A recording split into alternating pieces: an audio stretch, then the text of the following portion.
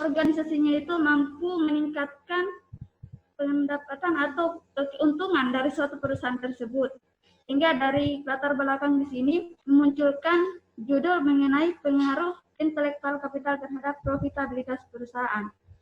Pada perusahaan manufaktur, subsektor, industri makanan dan minuman yang terdaftar di Bursa Efek, yaitu apakah intelektual kapital yang terdiri dari value added human capital, struktural capital, value added capital employed atau VAC ini berpengaruh terhadap profitabilitas perusahaan yang diukur menggunakan rasio return on equity pada subsektor makanan dan minuman yang terdaftar di Bursa Efek Indonesia.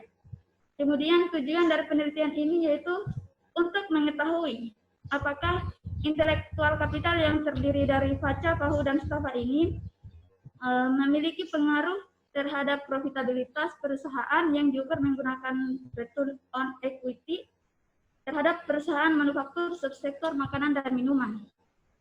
Adapun manfaat yang dapat kita capai yang dalam penelitian ini yaitu dalam proposal ini yaitu sebagai sumber informasi mengenai penerapan intelektual kapital dalam suatu perusahaan. Kemudian untuk memberikan informasi dan pengetahuan tambahan bagi para pendidik terkait dengan materi intelektual kapital.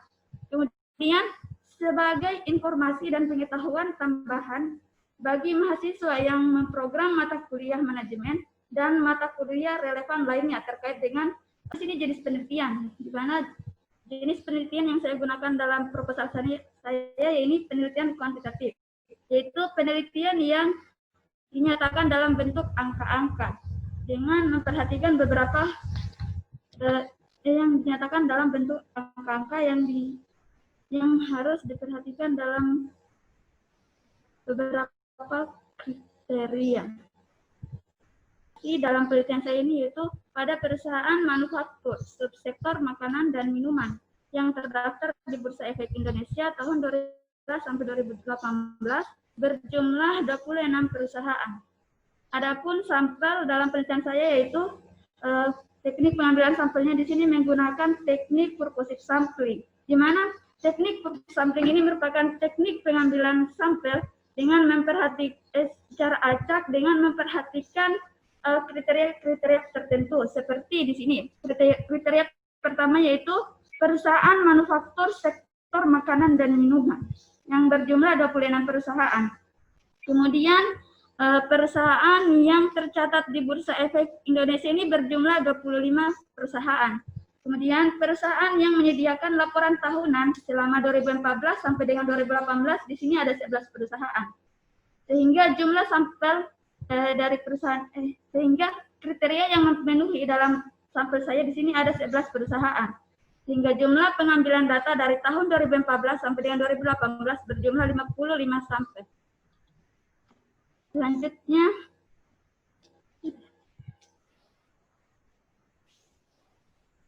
metode pengumpulan data. Metode pengumpulan data yang saya gunakan di sini menggunakan studi dokumentasi, yaitu dengan cara mengumpulkan laporan-laporan keuangan yang disediakan oleh perusahaan yang diterbitkan di website Bursa Efek Indonesia. Selain itu juga menggunakan studi pustaka tertulis lainnya yang terkait dengan variabel penelitian. Kemudian teknik analisis data yang pertama di sini analisis statistik deskriptif, di mana analisis statistik deskriptif di sini yaitu memberikan suatu gambaran atau analisa mengenai data yang akan diteliti terhadap variabel tertentu.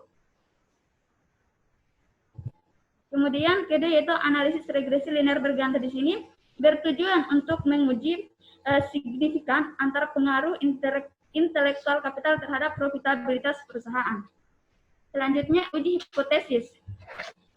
Uji hipotesis pertama yaitu menggunakan uji signifikan pengaruh parsial atau uji T, yaitu jika H0 lebih kecil atau sama dengan 0, maka artinya value added intellectual capital atau variabel independen di sini tidak memiliki pengaruh terhadap secara serentak, tidak memiliki pengaruh terhadap variabel dependen atau variabel profitabilitasnya.